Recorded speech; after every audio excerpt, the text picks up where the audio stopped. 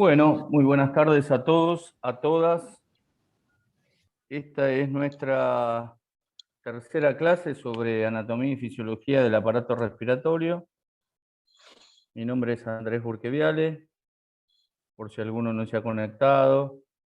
Soy el profesor titular de Anátomo-Fisiología 1 y 2, correspondiente a las carreras de enfermería, kinesiología y fisiatría y obstetricia. El capítulo de hoy es tal vez el corazón de la fisiología respiratoria. ¿Cómo regulamos nosotros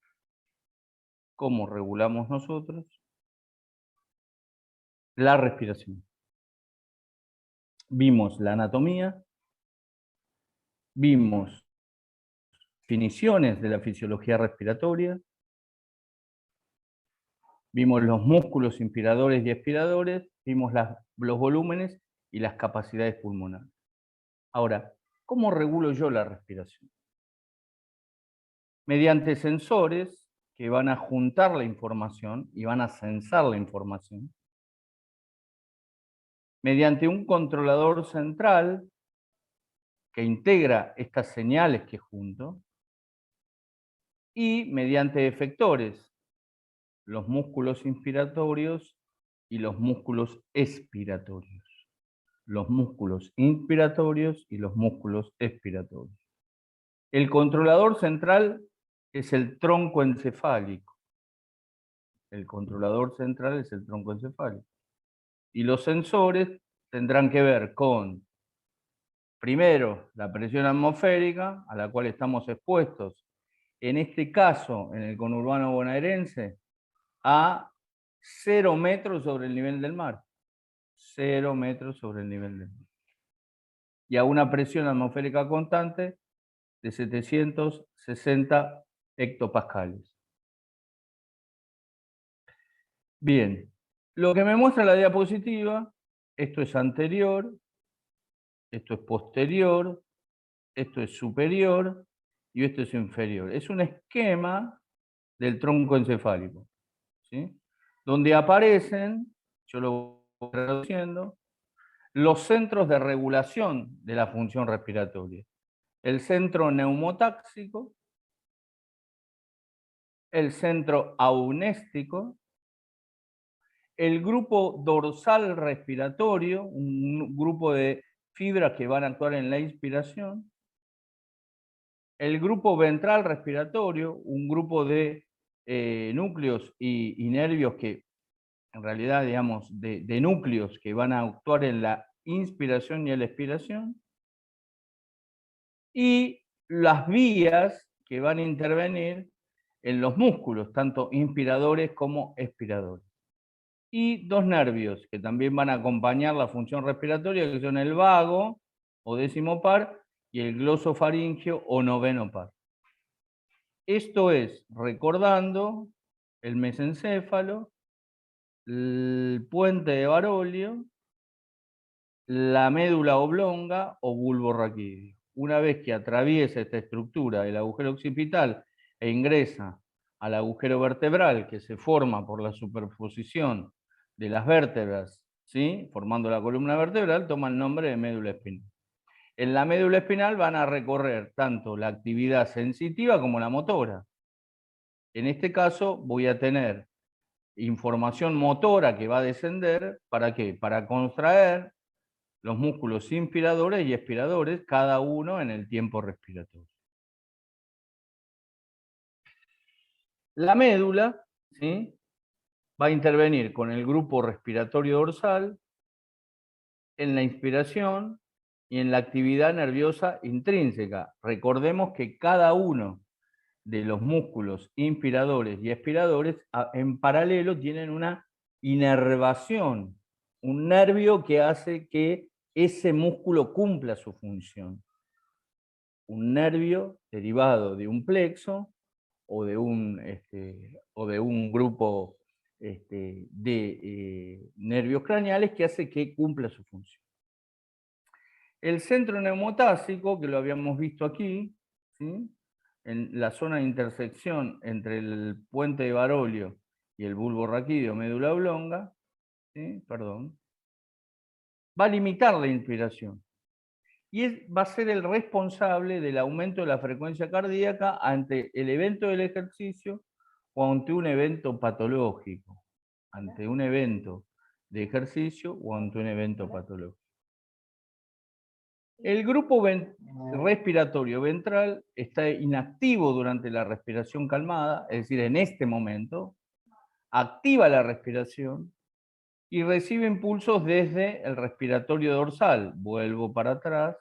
El dorsal intervenía en la inspiración. Recordar la clase número 2, donde definimos que la inspiración es un movimiento activo. Si bien en este momento está sucediendo, desencadena el ciclo respiratorio. Por eso lo llamo activo, a diferencia de la expiración, que lo denomino movimiento pasivo, porque lo hace con la misma frecuencia, pero en contrasentido a esa inspiración. ¿Qué es lo que me permite a mí regular esta respiración? Había dicho que había, y vuelvo a la filmera número 1, sensores que juntan la información. Bueno, resulta que esos sensores toman el nombre de receptores. Receptores. Y voy a tener receptores de distensión, receptores de irritación y lo que llamamos receptores J. ¿Sí? Los receptores de distensión inhiben en un determinado momento la inhalación o inspiración. Los receptores de irritación son los que van a provocar la broncoconstricción o van a incrementar la ventilación cuando uno expira en forma forzada, ¿sí? Libera mucho más del volumen residual que queda en nuestros pulmones. Y los receptores J los voy a encontrar a nivel de las paredes alveolares. ¿En qué momento son activados? En las enfermedades y en un evento pulmonar llamado edema pulmonar o edema agudo de pulmón. Eso lo van a volver a ver cuando cursen patología.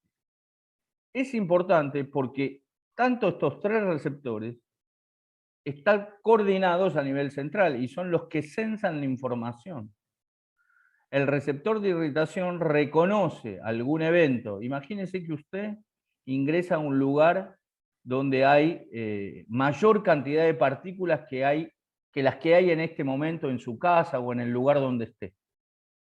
¿Sí?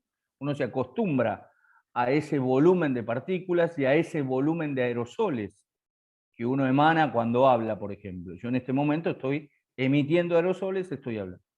Imagínese que usted ingresa a un lugar donde hay mayor cantidad de partículas.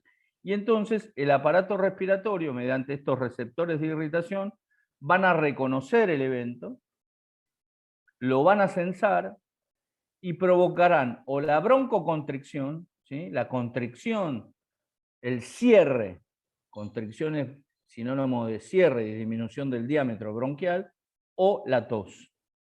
Cuando ingresa alguna partícula indebida, el reflejo respiratorio para acomodar otra vez la ventilación pulmonar es la tos. Y imagínense que usted estuviera cursando un evento bronquítico o neumónico, son activados estos receptores J que van a mandar la información, básicamente de la hipoxemia, la disminución de la concentración de oxígeno en sangre, o de la hipercapnia, el aumento de la concentración de dióxido de carbono en sangre. Bien. ¿Cuál es el control químico de la respiración? Estos eran los receptores a nivel del pulmón, ¿sí? Fíjense qué importante. ¿Y cómo es el control químico de esta respiración? ¿Qué censo yo? Básicamente censo a nivel central el dióxido de carbono circulante. A nivel central los iones de hidrógeno, que me van a ayudar también en esta cuestión de la concentración del dióxido de carbono. Y a nivel periférico, ¿sí? El oxígeno. Hay que recordar que ¿cómo se transporta el oxígeno y el dióxido de carbono? El oxígeno en un 97% aproximadamente se transporta asociado, unido a una proteína plasmática que se llama hemoglobina. Que se denomina, como decía, ¿cómo controlo desde el punto de vista químico la respiración? Bueno, lo dije, dióxido de carbono, concentración de iones de hidrógeno y el oxígeno. Cuando uno analiza qué sucede a nivel central, dice área quimiosensitiva del centro respiratorio. ¿Sí? ¿Qué se produce en esta zona del ritmo inspiratorio o respiratorio propiamente dicho? Se produce intercambio de iones hidrógeno, de bicarbonato y de dióxido de carbono. Entonces, ¿qué es lo que sensa toda esta zona para poder entenderlo más fácilmente? Si la concentración de hidrogeniones es la normal, y si la concentración en sangre de dióxido de carbono, perdón, de dióxido de carbono también es la normal. ¿Sí? Cuando esto no sucede, aparece sintomatología que describe como que se describe con el aumento de la frecuencia respiratoria. ¿Sí? Es lo primero que va a aparecer. Empiezo a respirar más rápido. Recuerdo que la frecuencia respiratoria, lo dijimos en la clase número 2, es de 12 a 18 respiraciones por minuto. 12 a 18 respiraciones por minuto. Ante un censo de disminución de oxígeno, disminución de hidrogenones o aumento de la concentración de dióxido de carbono, lo primero que regulo o trato de regular desde el punto de vista respiratorio es la frecuencia. En toda esta zona, ¿sí? Acá dice lo mismo, área quimiosensitiva del centro respiratorio, esto es el tejido cerebral, quienes sensan la concentración de hidrogeniones, la concentración de dióxido de carbono e incluso de oxígeno, son unos receptores que por sensar estas partículas químicas, moleculares, los denomino quimioreceptores. Quimioreceptores. En esto es importante entender, ¿sí? Varias estructuras que uno las debe recordar de la descripción del sistema nervioso. ¿Por dónde circulan esos hidrogeniones, ese dióxido de carbono, ese bicarbonato? Básicamente en sangre. Básicamente en sangre, que sería ese espacio. Bien, esta sangre a nivel del sistema nervioso central atraviesa una estructura que se llama barrera hematoencefálica. Barrera hematoencefálica. Y al atravesar esa barrera hematoencefálica, toman contacto con estos quimiorreceptores,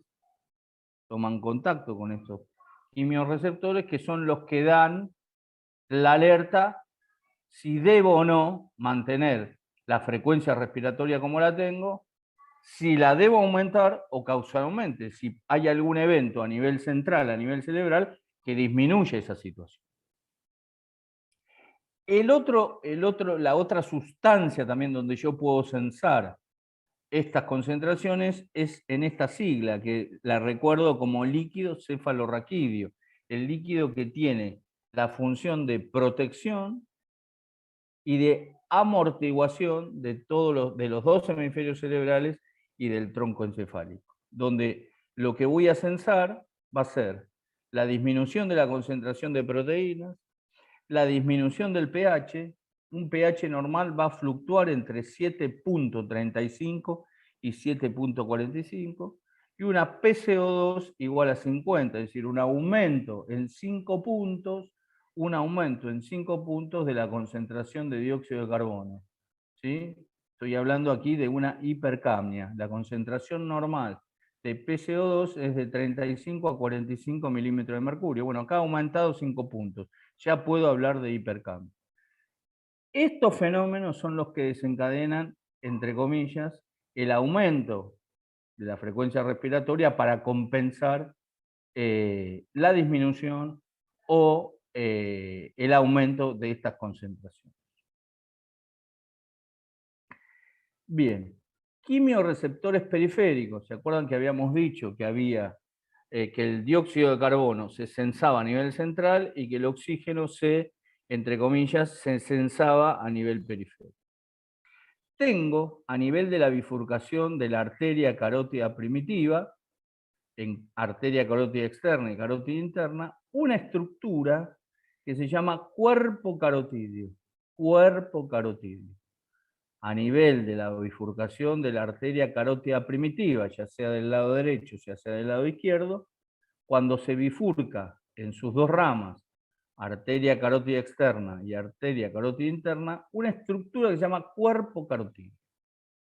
Esa estructura denominada cuerpo carotídeo responde al oxígeno, al dióxido de carbono y a los hidrogeniones. Entonces acá aparece la, entre comillas, la recepción periférica del oxígeno. Empiezo a censar cómo está la concentración de oxígeno. ¿Ok? ¿Y qué libera este cuerpo carotídeo? Libera impulsos nerviosos. Libera impulsos nerviosos. Dice, es máximo cuando la PO2 es menor a 100 milímetros de mercurio. Es máximo cuando la PO2 es menor, perdón, el signo es menor a 100 milímetros de mercurio. Y responde al dióxido de carbono y a los hidrogeniones, que en realidad ya respondieron a nivel central. Entonces el cuerpo carotídeo lo que hace es sumarle la respuesta del oxígeno. La respuesta del oxígeno. Una concentración normal de PO2 fluctúa entre 80 a 100 milímetros de mercurio a nivel de la sangre. ¿Sí? Entonces cuando esto empieza a disminuir, el cuerpo carotídeo tiene receptores en su interior que también lo sensan y libera impulsos nerviosos. Control de la respiración. Uno pudiera graficar ventilación sobre, ¿sí?, el pH o la concentración de dióxido de carbono. Cuando existen cambios en la presión de dióxido de carbono arterial, tienen un mayor efecto que los cambios en el pH arterial. ¿Qué significa esto? Que cuando usted tiene un evento generalmente patológico o traumático. Imagínese que usted tiene un accidente grave y tiene un politraumatismo grave que interviene su cráneo con su cerebro y su tronco encefálico adentro, su cuello, su caja torácica, su abdomen, un politraumatismo grave. ¿Sí? Usted no tiene capacidad para regular su frecuencia respiratoria. Y entonces va a tener cambios importantes. ¿Por qué? Porque seguramente va a aumentar la concentración de PCO2, va a entrar usted en una mayor hipercapnia y en una hipoxemia, según el tipo de elección que tenga. Cuando hablo de hipercapnia, hablo del aumento de la concentración de presión de dióxido de carbono, y cuando hablo de hipoxemia, hablo de la disminución de la concentración de oxígeno. ¿Está claro? Entonces digo, cuando la ventilación aumenta, la ventilación pulmonar, a expensas de la frecuencia respiratoria, es porque la PCO2 ha subido y esto ha sido censado a nivel central. A diferencia del pH, el pH se va a elevar a nivel periférico, va a ser censado básicamente por el cuerpo carotídeo y por estas estructuras, y van a demostrar, entre comillas, estos cambios respiratorios. El gran disparador del cambio de la ventilación pulmonar en su frecuencia va a ser la concentración de PCO2. La concentración de PCO2. En pacientes respiratorios, lo estamos viendo en este fenómeno de esta enfermedad respiratoria que nos tiene en pandemia, pero en general en las enfermedades respiratorias agudas, pacientes que cursan crisis asmáticas severas, pacientes con enfermedad pulmonar obstructiva crónica, pacientes con bronquitis agudas versus crónicas, pacientes fumadores intervenidos por una neumonía viral o bacteriana, unilateral o bilateral, uno lo primero que va a censar mediante una muestra de sangre son gases sanguíneos. Más allá de la clínica que tenga el paciente, es decir, cómo se presenta a la consulta el paciente, seguramente con dificultad respiratoria. Esa dificultad respiratoria le va a impedir hablar y va a tener la voz entrecortada. ¿Y por qué tiene la voz entrecortada? Porque resulta que ha aumentado su frecuencia. porque a nivel central estoy censando el aumento de la PCO2 arriba de 50, 55, 60 milímetros de mercurio y la disminución de la concentración de oxígeno y del pH. Este señor, ya lo vamos a ver bien en renal, me adelanto, este señor va a estar mediante un proceso de acidosis respiratoria versus mixta, porque le tengo que sumar otras comorbilidades, otras enfermedades que pudiera tener. Entonces, como el cerebro está sensando la disminución de concentración de oxígeno y el aumento de la concentración de dióxido de carbono, comienza a controlar la ventilación pulmonar aumentando la frecuencia. Bien.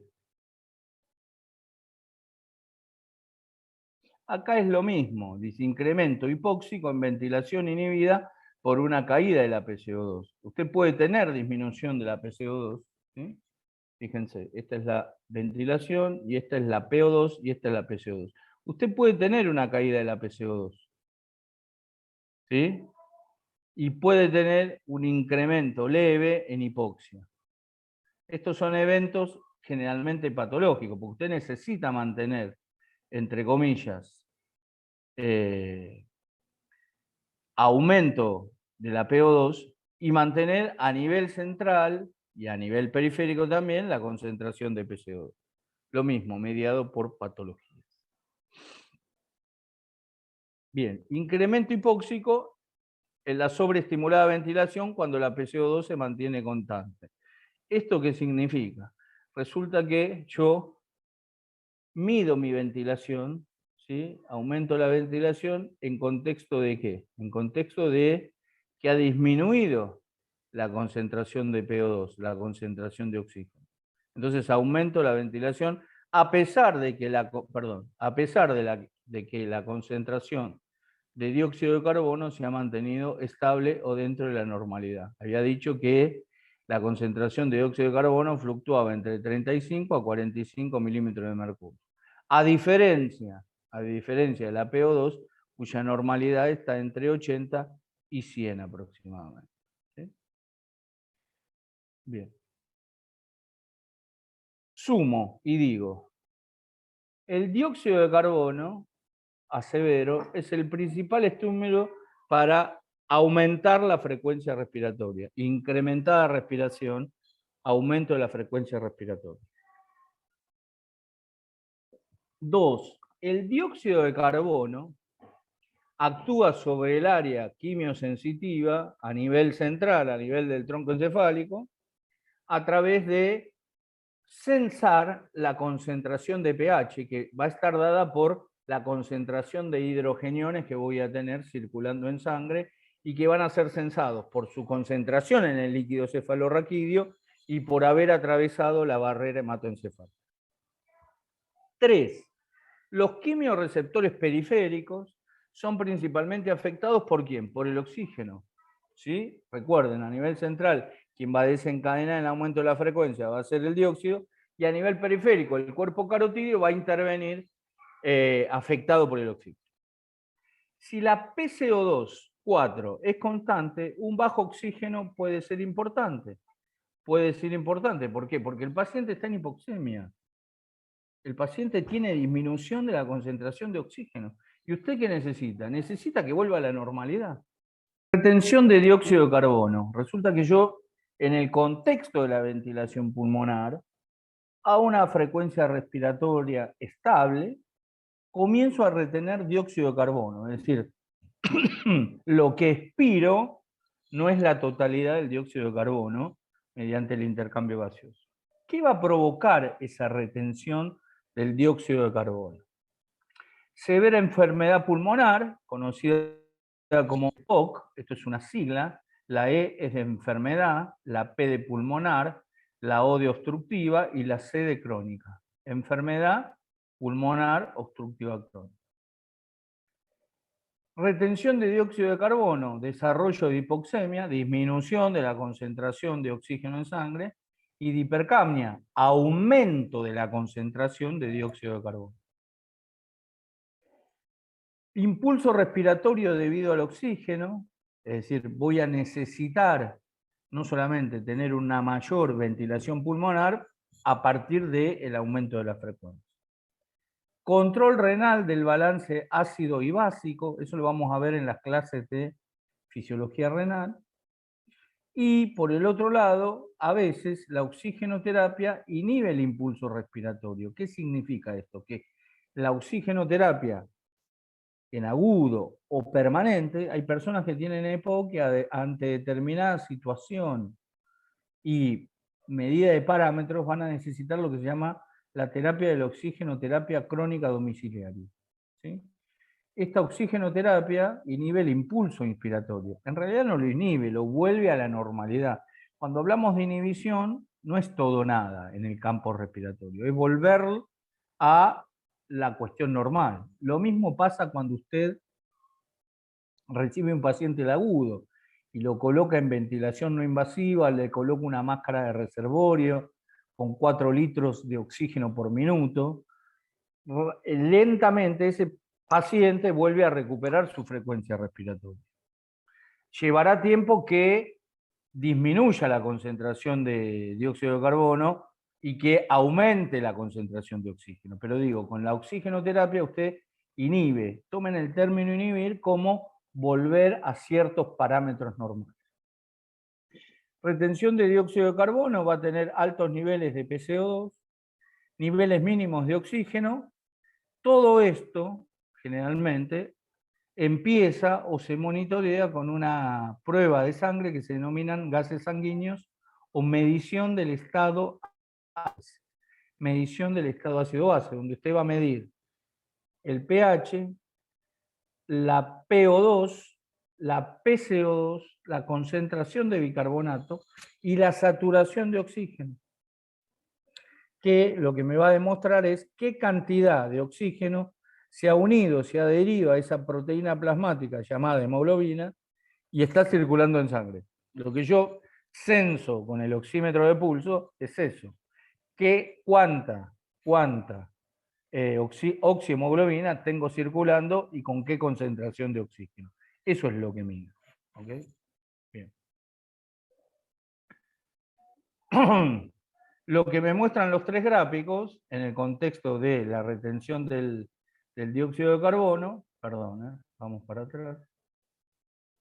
Los 3 grafiquitos, dice empuje por el dióxido de carbono. Acá tengo, entre comillas, una presión de oxígeno óptima, ¿sí? Y una presión de dióxido de carbono normal. ¿Sí? Bien. ¿Qué pasa cuando interviene y aumenta la concentración o la retención de dióxido de carbono? Empieza a competir con el oxígeno. Hola. Perdón, profe, porque entré tarde. Ah, bueno.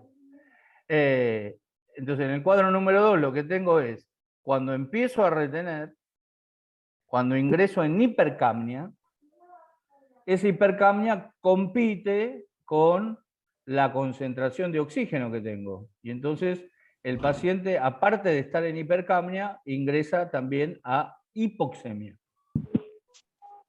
¿Qué sucede cuando aumenta de más, entre comillas, la PCO2, persiste la hipercapnia, elévase también la hipoxemia?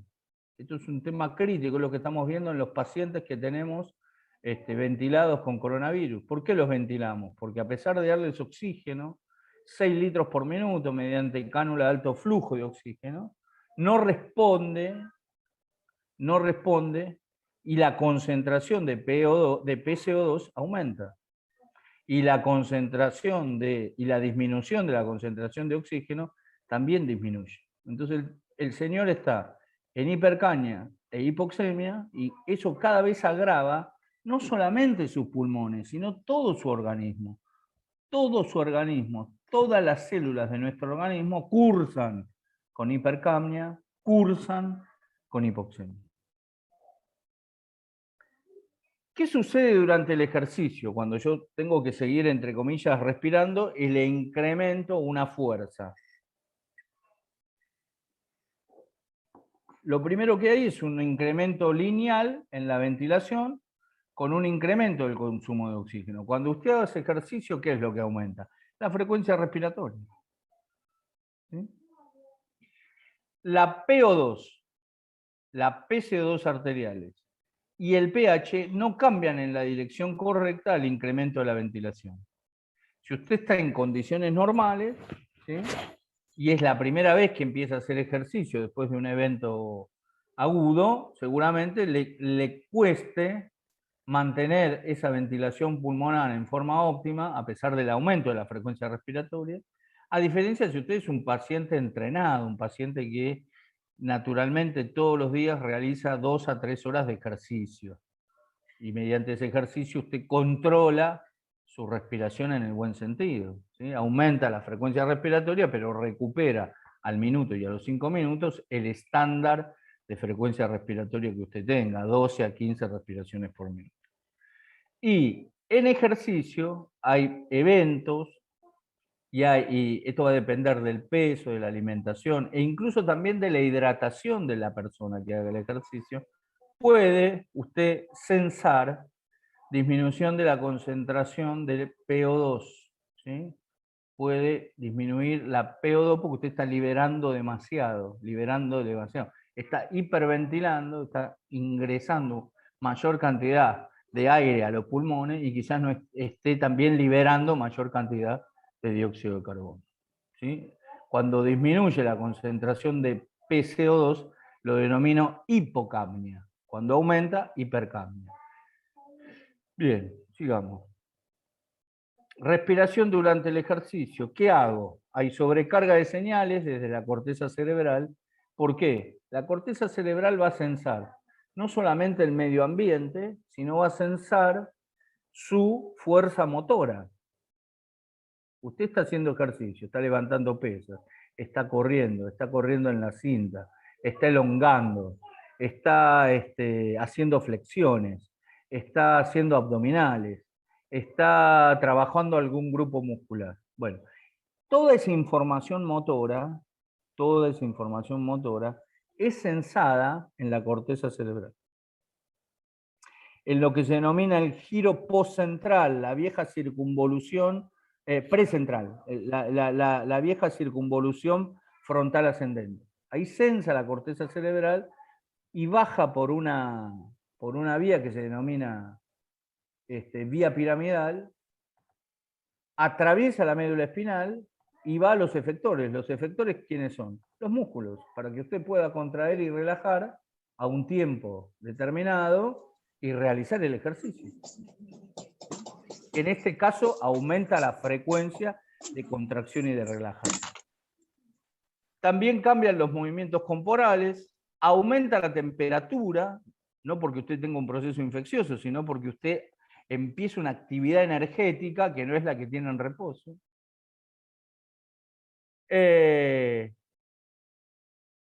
Y la otra cuestión importante es, durante el ejercicio, hay determinados ejercicios que se diseñan para controlar la concentración de PCO2.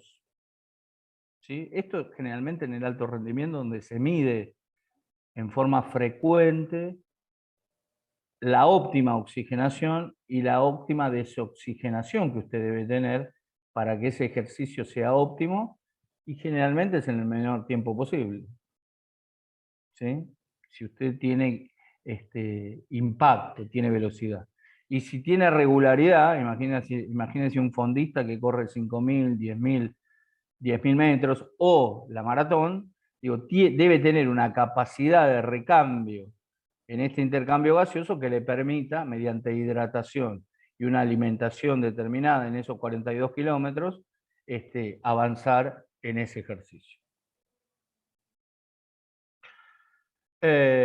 Lo que se muestra acá, ¿sí?, es total de ventilación medida en litros por minuto sobre consumo de oxígeno medido en litros por minuto en el moderado ejercicio y en el ejercicio severo. ¿Sí? Se traza una línea, esto sería la media, ¿sí? Esto sería usted en reposo, y acá cuando yo realizo un moderado ejercicio, cuánto consumo de oxígeno, ¿sí? Cuánto ventilo, para decirlo de alguna manera. Acá, moderado ejercicio. Voy hasta acá. Este sería el punto, ¿sí? Y ese sería mi consumo de oxígeno en un moderado ejercicio, en este punto. Fíjense que lo voy a marcar. 2.5 litros. 2.5 litros por minuto. 2.5 litros por minuto. ¿Ok? Usted está aumentando 5 veces. Porque ¿cuál era el volumen minuto mínimo? 500 mililitros. Si usted necesita 2.500 mililitros, 5 por 5, 25. Usted está aumentando 5 veces en un moderado ejercicio. ¿Sí? Esos ejercicios tonificantes o de determinados grupos musculares. A diferencia del ejercicio severo, yo lo puedo poner acá, donde usted va a necesitar, subo, marco una línea, va a necesitar 4 litros. ¿Sí? 4 litros. 4 litros. O sea, 8 veces más del volumen corriente que en este momento está ingresando y está saliendo. Ingresando y saliendo. Quizás yo tenga un poquito más por el esfuerzo de estar hablando hace más de 30, 35 minutos.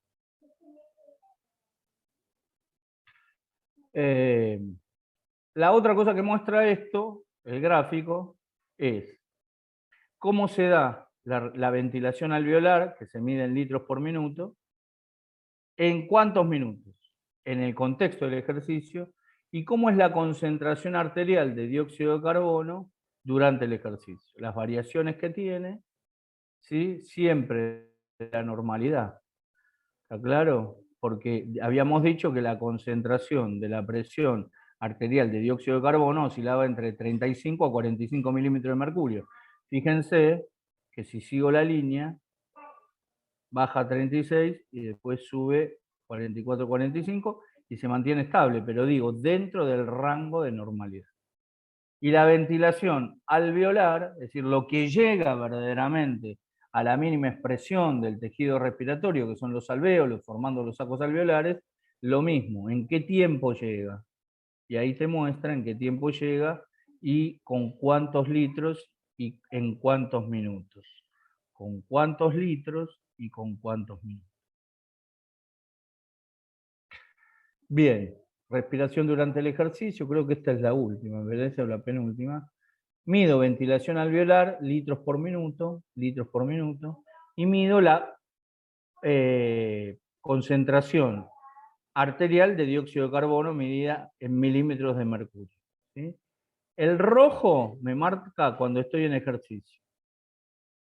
¿Sí? Este cuando estoy en un reposo extremo, para decirlo de alguna manera. Imagínate que termina la clase, vas y te acostás en la cama y te quedás exhausto después de esta clase. Y lo que está en negro es la normalidad, la de todos los días. Te levantás, seguís, preparás la comida, te vas a ver una película, seguís con tus actividades normales. Deambulás dentro de tu casa, en el patio de tu casa. Hoy estamos en aislamiento máximo, así que no podés salir a ningún lado. Digo, esto es cómo se comporta esta cuestión. Siempre recordar que es importante cuánto llega al final. ¿Por qué?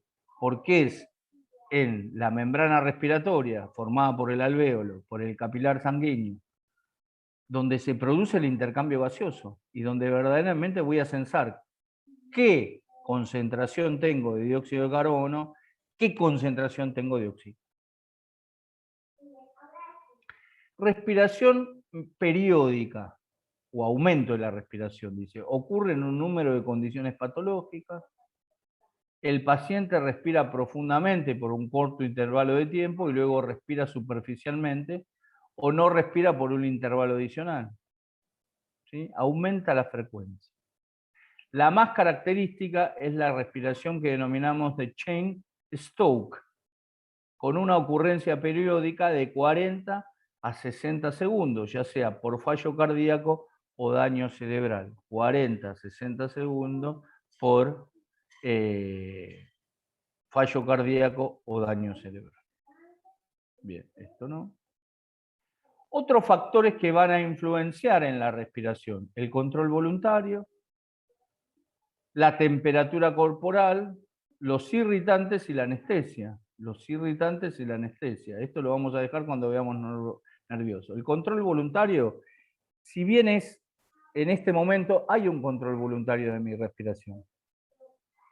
Y ustedes también la están controlando, salvo que alguno tenga un evento instalado ya crónico, no lo creo, porque la mayoría de ustedes son jóvenes, entre 20 y 30 años, o 20 y 40 años, digo, es raro, salvo que sean fumadores crónicos ya a los 30 años con un paquete día, más de 10 años, 20 cigarrillos día por 10 años. Eso pudiera ya tener un indicio de un futuro enfisema pulmonar o enfermedad pulmonar obstructiva crónica a partir de los 60, 70 años.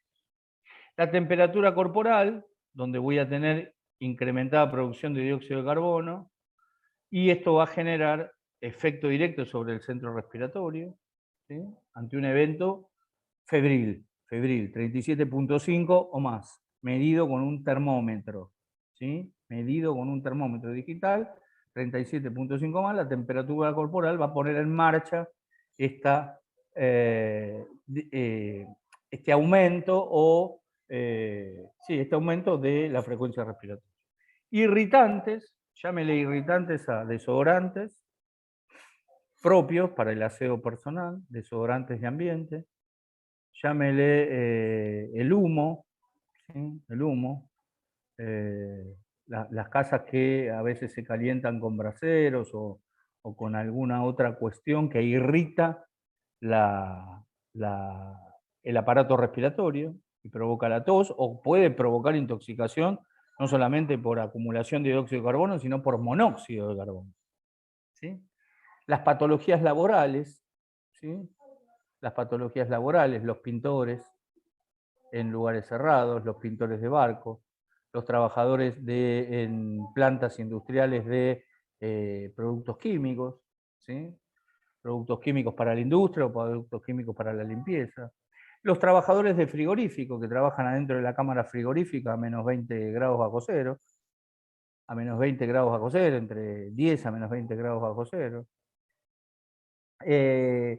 Los panaderos, los mineros, los criadores de paloma, ¿sí? Fíjense, todas sustancias que irritan en cantidad y que irritan durante años.